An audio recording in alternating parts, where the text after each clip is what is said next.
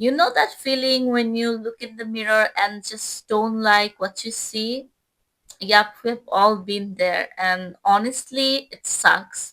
Everywhere you look, social media, magazine, TV, there are flawless, slim, perfect celebrities, influencers, and models. And whether you realize it or not, we start comparing ourselves with them. But here's the thing, you are not the problem. There is nothing wrong with you or your body. So, why do we feel this way? Why do we feel like we need to change? Well, what if I tell you this is all a part of clever marketing designed to make you feel insecure? Today, we are going to explore all of it and we are going to break down how social media sets impossible beauty standard, how marketing profit off of our insecurity, and how social media make it worse. So grab a cup of coffee, stick around, and get comfy because this is a conversation you don't want to miss. Let's go! Let me ask you a question. When was the first time you felt insecure about your body or looks? Was it in your 20s? Was it in your 30s? Or when you were just a kid? For me, it started when I was just a kid, and honestly, for most of us, it starts way earlier than we realize. Because from the moment we are little, society starts shaping our idea on beauty. Think about the cartoon characters we grew up watching, how these so called ugly characters are designed. They all have some things in common, some features that society tells us that are unattractive. Long hooked nose, snatched posture, missing teeth, dark eye bags, thin bony bodies, or extremely large one, short structure, oddly proportioned limbs, droopy eyes, pale skin, or exaggerate features. These characters are often villains, sidekicks, or comic relief, while the princesses are given symmetrical face, big eyes, perfect skin, and flawless hair. It sends a powerful message. If you don't look like the ideals, you don't fit to the spotlight. Now let's talk about Barbies, one of the most iconic dolls in the history. If you were a young girl growing up, chances are you played with dolls. And Barbie, she is everywhere. But here's some shocking truth about Barbie's body. If Barbie were a real woman, she would have a 9-inch neck so long and thin that she wouldn't be able to hold up her own head. Her 16-inch waist would be too small to fit all her internal organs. Her 6-inch ankles compared to average woman's 8 to 9-inch would make it impossible for her to walk. Basically, if Barbie were real, she would collapse. Yet for decades, these were the ideal beauty standards so many of us grew up seeing. Fast forward to today, we are dealing with different kind of doll. Expect this time it's real. Models, influencers, celebrities with the same perfect impossible features.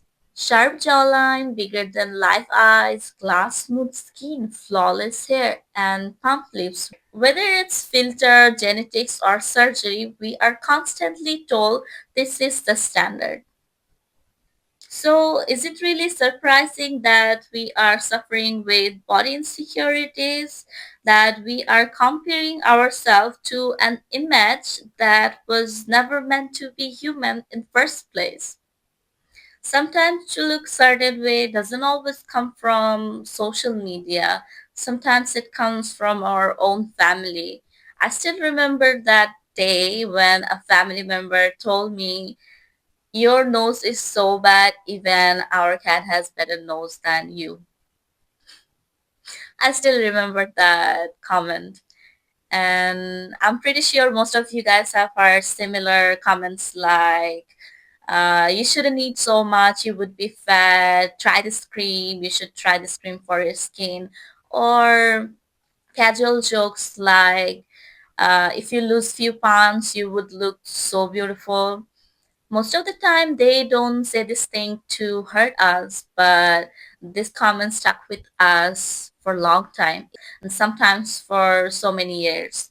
And whether they realize it or not, These comments make us feel like our looks, our beauty determine our worth. Now, here where it gets sneaky, companies literally make money off of our insecurities. If we feel confident, would we spend hundreds on beauty products, gym membership, or diet plans? Probably not. So, marketing plays an important role. Did you know beauty and fitness industry worth billions of dollars? Think about it. Have you ever seen any ads saying you are already beautiful, don't buy this product? No, no. Instead they say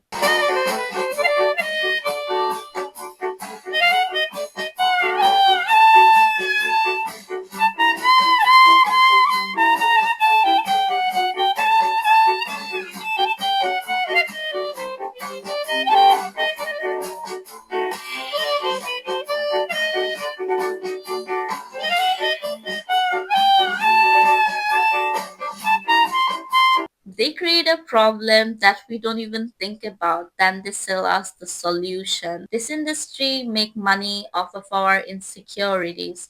If we stop feeling insecure, they would literally lose money. That's why they sell us the idea that we are not good enough, so that we keep spending, keep falling for this unrealistic beauty standard, and keep feeling bad about ourselves. It's a never ending circle. Have you ever seen one of those before and after photo where someone goes sad and chubby to happy and fit? The message is clear. You cannot be happy unless you are thin or muscular. But here's the truth. Your body doesn't need to look certain way to be valued. Fitness is great for your health, but you don't need to chase unrealistic goals just because marketing says you so. Hope you get it. Every few years, beauty trends change. In the 90s, super skinny bodies. In the 20s, curvy hourglass shape. Now, slim, thick, big lips, tiny waist. It's really exhausting how constant we are told to change ourselves. But guess for what?